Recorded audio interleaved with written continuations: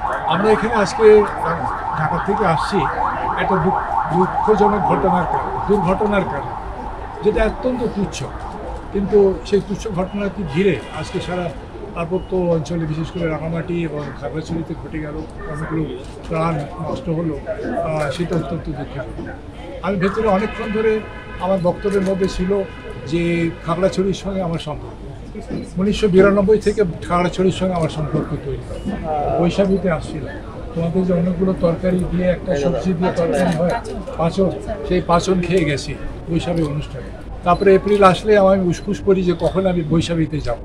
এই হচ্ছে খাগড়াছড়ির সঙ্গে আমাদের সম্পর্ক। সেখানে এই দুর্ঘটনা অত্যন্ত মর্মান্তিক।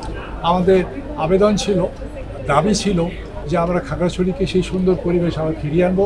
যে ভুল বোঝাবুঝি হয়েছে সেগুলো যাতে আগামীতে না হয় সেই জন্য সচেষ্ট থাকা, এবং পারস্পরিক যাতে মেলামেশাটা বেশি হয় সেটা আরও সেদিকে আরও লক্ষ্য রাখা।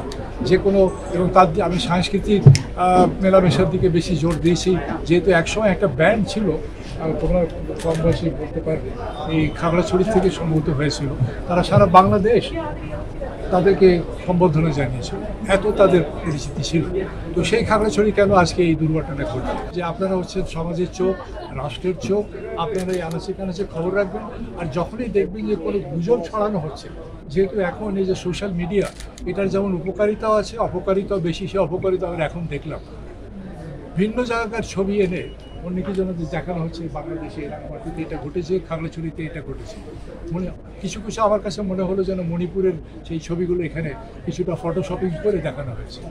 এগুলো তো ভালো ধরতে পারবে তোমরা, সেগুলো তোমাদের এখানে একটা দায়িত্ব আছে। তোমরা কাউন্টার, অনেকেই যেন সেই যে অপপ্রচার হয় সেটাকে কাউন্টার করবে, যে না এগুলো অপপ্রচার, সেই শক্তি তোমরা ব্যবহার করো না কেন? সেই তোমার যে সক্ষমতা সেটা ব্যবহার করবে, তবে আমরা একটা নতুন বাংলাদেশ গড়ে তুলতে পারবো।